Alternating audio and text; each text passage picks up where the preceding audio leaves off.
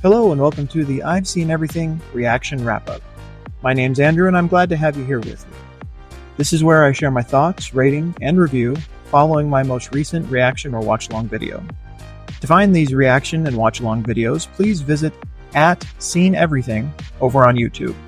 Please be sure to click the follow button here on the podcast, and for those listening on Apple Podcasts, a rating and review would be greatly appreciated. And now, on to this episode's wrap-up for Lord of the Rings, The Two Towers, Extended Edition. Well, folks, another Lord of the Rings movie in the books. Extended Edition for Two Towers. I would definitely say that I enjoyed that more than the theatrical cut. No surprise. 2 movies in, we only have 1 to go, at least with the extended editions. I do, again, fully plan at some point. I imagine people would be on board to go through the Hobbit movies. I doubt I will do both theatrical and extended for the Hobbit. It seems like there's fewer differences on those. It's not the extended's not that much more extended, so might as well just go to that to begin with. But for these, it's the same story over again. More of an opportunity to spend a little extra time with the characters, spend some other key moments with the characters to set them up, to give certain things that happen in the story more gravity. There are certain parts I could understand them cutting out for time. It's harder to understand them cutting out parts that are 10 seconds, 30 seconds, something like that, that are kind of crucial parts to understanding a character properly. They cut out that entire flashback with Boromir and Faramir together. In the theatrical cut, we never see them together. We don't see them in flashback. We don't see them in anything. But how long was that piece? I mean, that was maybe a little bit one of the longer sections, but we saw Boromir in this movie with Faramir. We also saw Denethor in this movie. And we saw the family dynamic between the 3 of them, which was toxic all the way around. Denethor still hasn't gained any points in my mind. From what I've heard in the comments, maybe they'll go more into the kind of background of his character and how he got to be this way in the next movie with the extended content added in. But in this, it seemed like a toxic situation both ways where he had definitely picked a favorite, but even his relationship with his favorite was toxic because Boromir is a good person and goes to him saying, why are you treating Faramir that way? And Boromir and Faramir actually genuinely caring about each other. Whereas from at least that scene, I don't know if Denethor cares about either one of them. Even Boromir, who he lionizes so much, it's more about not even paying attention to who Boromir actually is, but just picking one of his sons as his champion and as his heir and all the rest of this, and lionizing him for Denethor's own glory, it seems. Whereas Boromir and Faramir are actually brothers who have a real relationship and care about each other. We saw some other things characterized differently. I really feel differently about Eowyn's arc in this movie when it comes to Aragorn. In the theatrical cut, it really feels like a romance, or it feels like she's in love with him, like she wants to be with him, like there's this chance for a romance between the 2 of them.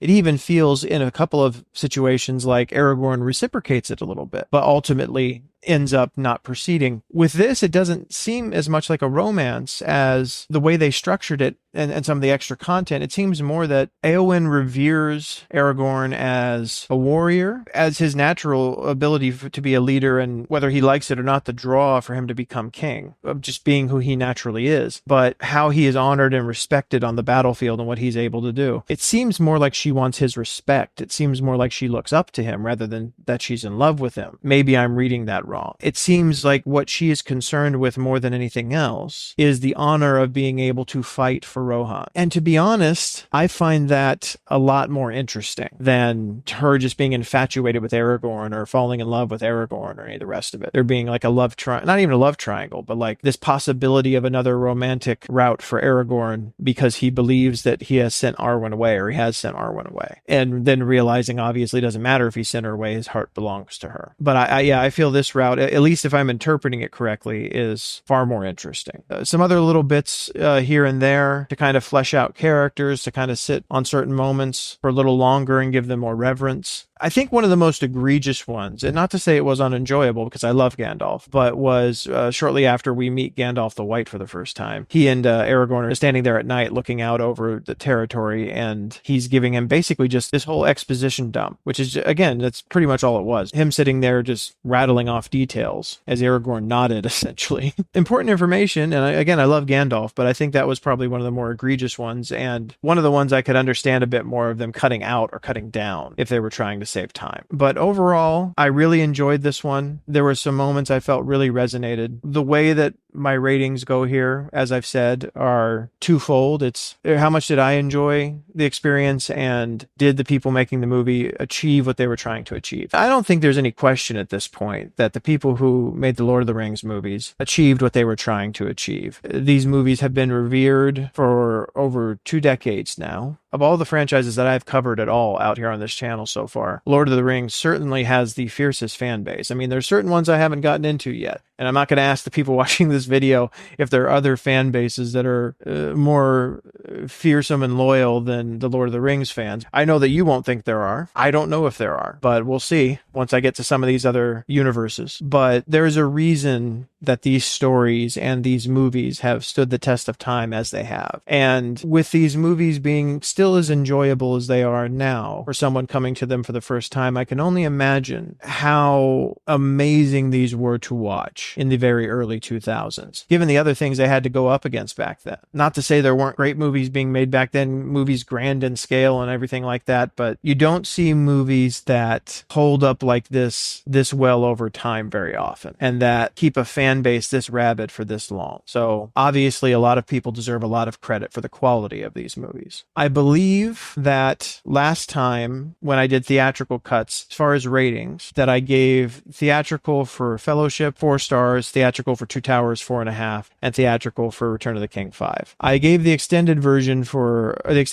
for Fellowship of the Ring 4.5 stars. I feel like I gotta put this at 5. I really do. I mean, this, what could these movies have done better?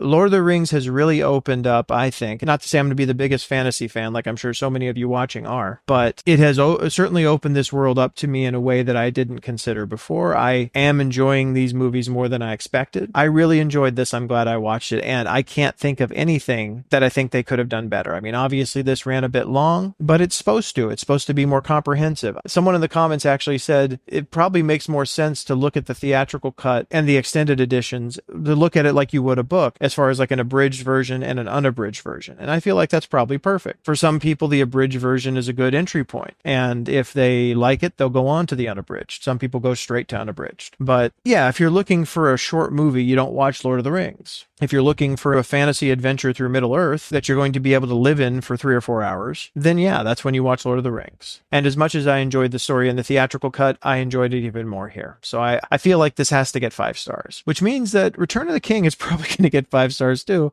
I told you, I think I messed up the system by going this high to begin with on theatrical, but here we are. So Lord of the Rings, Two Towers, Extended Edition, 5 stars. And we're going in strong to Return of the King when we get there. This is not going to be the next video after this one, but the one after. I really appreciate you coming along with me to watch this. I hope you enjoyed this reaction. We're coming to the end here pretty quick, folks, as far as the extended editions of Lord of the Rings. All we have left is Return of the King. But I hope to see you over there on that reaction. And thanks for being here for this one. See you on the next video. Take care. Thank you for listening to the I've Seen Everything reaction wrap-up. Again, to find these reaction and watch-along videos, please visit @SeenEverything over on YouTube. Please consider following the podcast, and for those on Apple Podcasts, a rating and review are always appreciated. Thank you so much for stopping by, and I'll meet you here on the next episode.